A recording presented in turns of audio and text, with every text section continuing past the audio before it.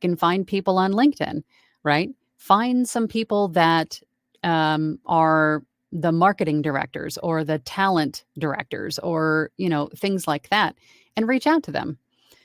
Look at these websites that you pop up through your Google searches. If you're looking for companies that make production houses that make, e-learning content, look at their website.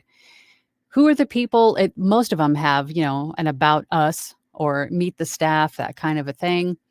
You can find easily who is it that you probably need to reach out to and reach out to them. Hit the contact us button.